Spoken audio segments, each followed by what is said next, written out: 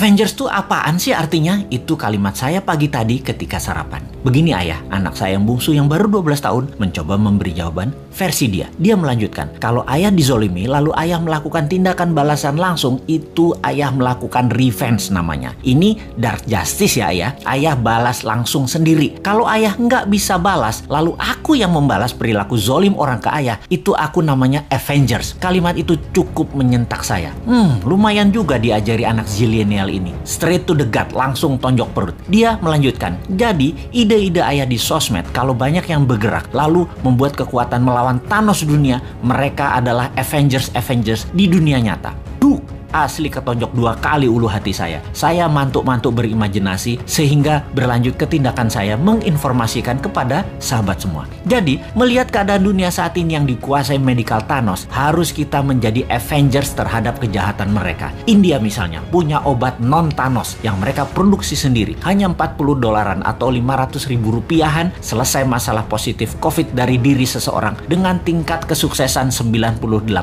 Di sisi ekonomi, keadaan ekonomi dunia yang dikuasai Thanos ekonomi yang namanya dolar dan sistem pinjaman IMF, kita harus buat imbangannya dengan rupiah. Thanos lain kita juga harus punya solusinya, yaitu mengalahkan Thanos teknologi Tiongkok, Thanos produk Tiongkok, Thanos uang Tiongkok, SDM Tiongkok yang sering dilindungi pejabat, yang kalau diganggu sama warga Indonesia akan mati Indonesia itu dan tidak akan dibantu lagi Indonesia itu sama Tiongkok. Ini berbahaya buat Tiongkok karena negara Tiongkok adalah satu-satunya yang bisa menolong ekonomi, dan jangan bikin marah karena mereka jadi nggak bisa bantu nantinya. Pejabat segitu rendahnya ya ke NKRI-anmu, kok herannya masih berkuasa dia, padahal rakyat nggak pilih dia loh, tapi dia bisa melakukan apa aja saat ini. Segitu kuatnya tanaman program mindset di masyarakat ya. Tapi bener deh, saat ini buzzer banyak yang japri DM ke Bosman untuk tobat, bahwa setelah keluarga mereka banyak terpapar COVID dan bahkan meninggal, mereka mikir juga untuk selamanya menjadi corong semu kebenaran. Waduh, bahaya ini kalau lover jadi hater. Kita tidak boleh membenci saudara sebangsa. Kita hanya mengingatkan perilakunya buzzer yang menjadi ancaman integritas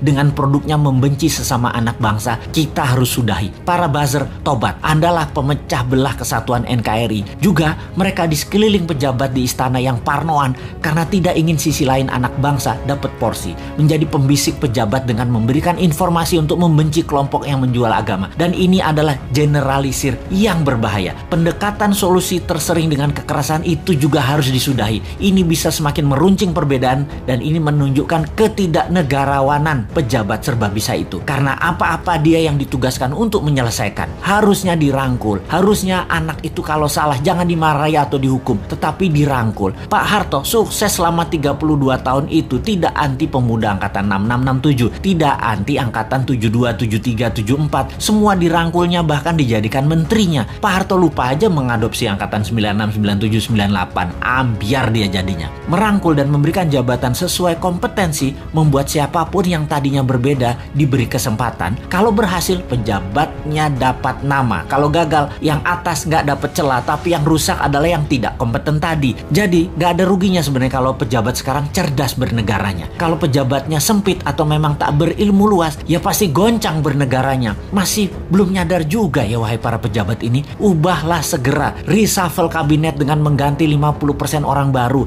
yang new mind. 3 tahun ke depan cukup membuat negara ini keluar dari arah yang miring ke satu sisi. Dan ingat, ada 190 negara lain yang bisa kita kerjasamakan, bukan hanya Tiongkok saja. Bener deh, yang tidak kompeten dan tidak cocok dengan perang dunia ketiga ini jabatannya dilengserkan, ganti dengan 30 orang baru. Tapi ya sudahlah, jabatan ada batasnya kok. Kita kembali ke Avengers. Dunia saat ini dikuasai dark side, dikuasai Thanos. Pertama, kita harus melakukan pemahaman dulu bahwa globalis cabal itu ada, tindakannya kejam, dan negara-negara pejabatnya yang lemah nasionalismenya pasti kemakan mereka, dan negaranya tadi jadi jajahan versi baru. Kita harus edukasi bangsa Indonesia ini jangan bergantung pada asing-asing dan globalis, tetapi kita harus berdikari, kekuatan ekonomi sendiri, kekuatan kesehatan sendiri, bergandeng tangan dengan mereka yang nasionalis di luar juga banyak, seperti India salah satunya. Jauh-jauh hari Bosman mengatakan obat COVID India akan menjadi terkuat di luar Tiongkok dan globalis. Sungguh, India is the next China, Afrika is the next province of China, Indonesia bisa the next Amerika kalau pemerintahnya paham. Tapi urusan ini kita biarkan dulu. Sebarkan video-video Bosman ini untuk masyarakat memahami globalis musuh kita bersama dan oligarki perusahaan merusak sistem bernegara Indonesia. Kita harus memberikan pemahaman bernegara